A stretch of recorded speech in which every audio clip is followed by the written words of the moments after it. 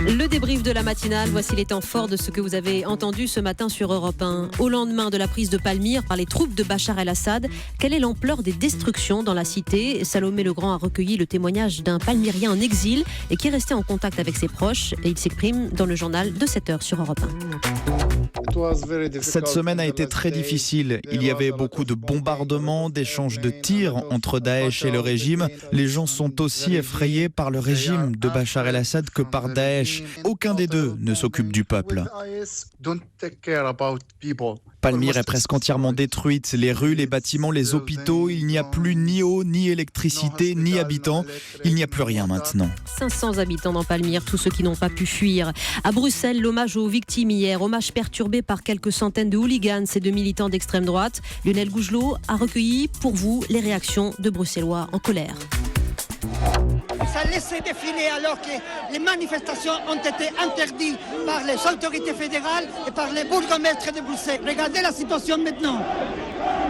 On a laissé venir ces crapules fascistes, on les laisse ici. Putain, ça fait des soirs, ça fait des jours que les Bruxellois sont ici. Mais nous, on est là pour saluer la mémoire des victimes. Je pense que ça aura un mauvais impact. Surtout, de nouveau, on va avoir une image de quoi vis-à-vis du monde.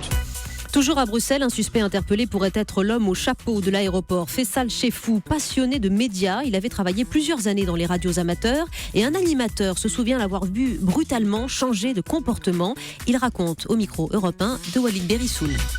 Au fur et à mesure, il est tombé sur une vidéo, puis une deuxième, puis il a commencé à se renseigner, à creuser un peu, et il est tombé dans le mec, clairement pour lui, qui avait un complot planétaire, qui après c'était la musique, qui n'était pas bonne, il disait que la musique était là pour nous retourner le cerveau, il est vraiment tombé dans la paranoïa en fait. Et il me disait, Vin, je sais des choses, tu te rends pas compte à quel point je sais des choses, j'ai fouillé internet, j'ai découvert des trucs, t'as même pas idée dans quel complot on est. Et tout d'un coup, tu t'aperçois qu'un gars que t'as connu a potentiellement tué des gens que tu connais de près ou de loin. Toute sa vie, il a rendu l'histoire plus familière aux Français, plus accessible. 46 ans de radio, 30 ans de télévision, une cinquantaine de livres pour adultes et pour enfants. Alain Decaux est mort hier à 90 ans. Et à 7h45, dans l'interview Vérité, c'est Franck Ferrand, l'un de ses disciples, qui est revenu sur ses secrets de préparation, disons. Ces émissions étaient faites de mémoire, sans aucun support. Alain Decaux, pendant des semaines, il m'expliquait que parfois ça lui demandait 15 jours. Il s'imbibait, il s'imprégnait du dossier, du sujet qu'il connaissait vraiment par cœur. Il savait par quelles grandes étapes il allait passer et puis le reste, c'était l'inspiration du moment. Son assistante, qui a travaillé pendant des années avec lui, me disait que juste avant de passer devant la caméra, il buvait un verre d'eau et grignotait un carré de chocolat. Et puis ça y est, il se lançait dans son histoire. Et vos réactions sur le hashtag E1 matin. Que de souvenirs, nous dit Jean-Seb en étendant Alain Decaux dans cette matinale. Envie de réécouter toutes ces émissions. Alain Decaux, un prof que chaque élève aurait aimé avoir. C'est ce que nous dit TDV Mister. Bien, merci pour lui.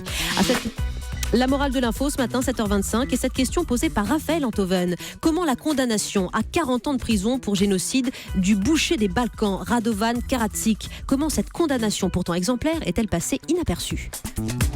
Où est passé tout le monde ? Où est le coup de gueule de Jean-Luc Mélenchon ? Où est le tweet de Clémentine Autain ? Et l'église ? Et le Quai d'Orsay ? Et où est la réaction d'Alain Juppé qui était aux affaires étrangères à l'époque ? Où sont les tribunes de Tariq Ramadan ou d'Edgar Morin ? Où est Dalil Boubaker ? Où sont passés les musulmans eux-mêmes ? Où est l'UEF et la mosquée de Paris ? À quoi exercent-ils leur vigilance ? Pourquoi personne n'en parle ? Pourquoi ne se réjouit-on pas plus que ça de la condamnation du responsable de Srebrenica ? Et donc la morale de l'info, La morale de l'info, c'est une question. Pourquoi fait-on 2 poids 2 mesures entre les musulmans et les musulmans ?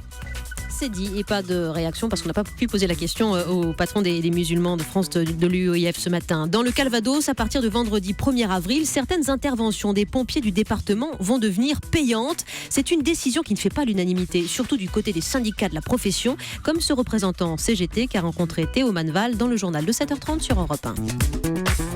On a été extrêmement surpris et choqués. Il y a des abus chez les sapeurs-pompiers, on sait très bien qu'il y a une chasse d'eau qui fuit ou quelqu'un qui a oublié ses clés et on doit faire une ouverture de porte. Il serait logique de facturer ce genre d'intervention. Mais non, encore aujourd'hui, ça va être gratuit dans le département du Calvados. Par contre, une dame qui tombe de son lit, qui n'arrive pas à se relever et qui se dit « bah non, je vais pas appeler les sapeurs-pompiers parce que ça va me coûter 241 €. On peut arriver à des incendies ou des drames.